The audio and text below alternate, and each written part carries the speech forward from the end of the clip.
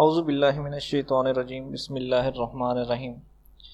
تاریخ سے فائدہ اٹھانے کے لیے ضروری ہے کہ تاریخ کے ساتھ تسلسل کے ساتھ چلا جائے۔ ایک دفعہ پڑھنے سے یا کبھی کبھار پڑھنے سے تاریخ اتنا فائدہ نہیں دیتی، بلکہ یہ نقصان دہ ثابت ہوتی ہے۔ تو اگلے جتنے بھی حالات ہیں، بالخصوص 4 قبل مسیح سے آگے اور حضرت عیسیٰ علیہ السلام کی زندگی کے بارے میں جاننے کے لیے یہ ضروری ہے کہ تھوڑا سا بنی اسرائیل کے بیک گراؤنڈ کے اوپر نظر دوڑائی جائے۔ بنی اسرائیل کی کہانی ویسے تو حضرت یعقوب علیہ السلام کے دور سے شروع ہوتی ہے، لیکن اگر اس کو حضرت ابراہیم علیہ السلام کے دور سے ہی شروع کر دیا جائے پڑھنا تو یہ زیادہ مناسب رہے گا۔ حضرت ابراہیم علیہ السلام کے بعد حضرت اسحاق علیہ السلام جو کہ پیغمبر تھے، اور ان کے بعد ان کے بیٹے حضرت یعقوب علیہ السلام جو کہ کنعان میں آباد تھے۔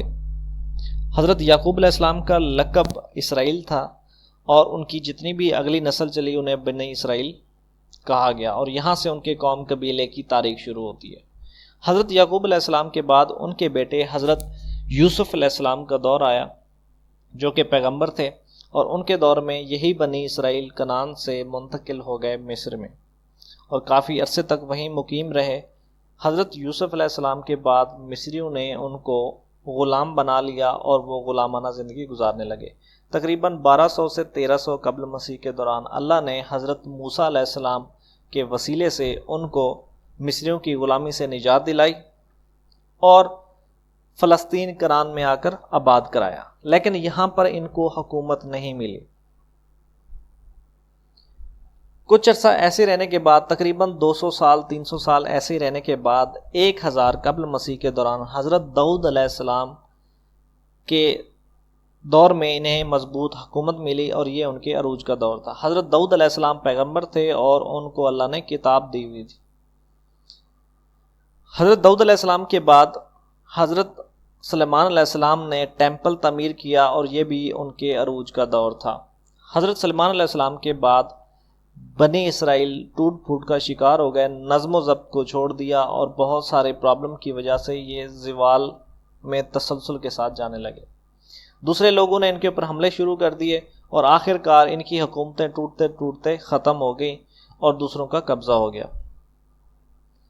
اور یہاں تک نتیجہ پہنچا کہ بیبلون کی حکومت نے ٹیمپل کو توڑ دیا اور ان کو ملک بدر کر دیا۔ کافی عرصے تک یہ ملک بدر رہے، اور تقریباً 500 قبل مسیح کے دوران حضرت ذوالقرنین علیہ السلام کے دور میں ان کو یہ اجازت ملی کہ واپس یہ یروشلم جا کے آباد ہو سکتے ہیں، اور ایسا ہی ہوا، وہ واپس آ کر آباد ہوئے، اور وہاں پہ دوبارہ ان کو ٹیمپل بنانے کی بھی اجازت مل گئی۔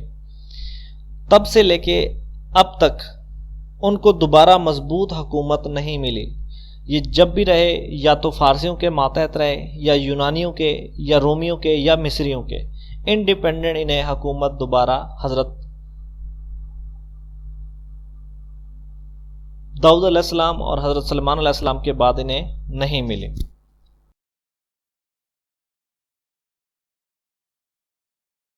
اس کے علاوہ یہ جاننا ضروری ہے کہ کون سی ایسی وجوہات ہیں جس کی وجہ سے بنی اسرائیل زوال کا شکار ہوتی ہے۔ اس کے لیے یہ ضروری ہوگا کہ جانا جائے کہ ان کی بیسک تعلیمات کیا ہیں جو اللہ نے انہیں دی تھیں، جن سے انحراف کے سبب وہ زوال کا شکار ہوئے۔ جب حضرت موسیٰ علیہ السلام ان کو آزاد کرا کے کنعان لے کر آئے، تو وہاں پہ کوہ طور کے مقام پر اللہ تعالیٰ نے ان کو کچھ ہدایات کی، صحیفے کی ذریعے سے ان کو کچھ نصیحت کی۔ نمبر 1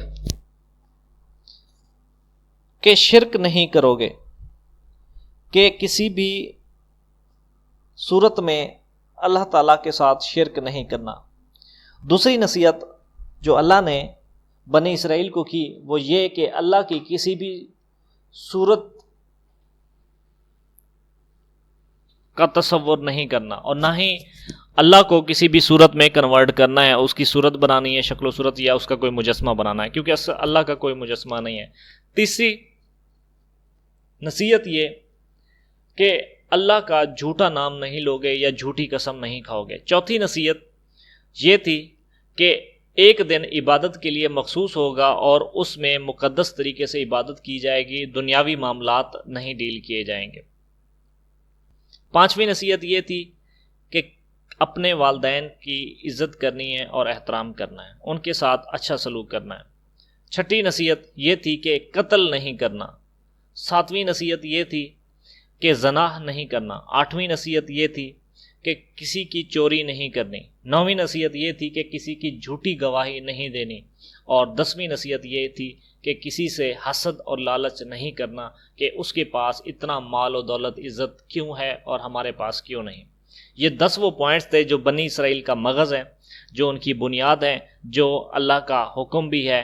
یہاں سے یا ان کے جن پوائنٹس انہوں نے انحراف کیا، اسی کی وجہ سے ان کا معاشرہ زوال پذیر رہا۔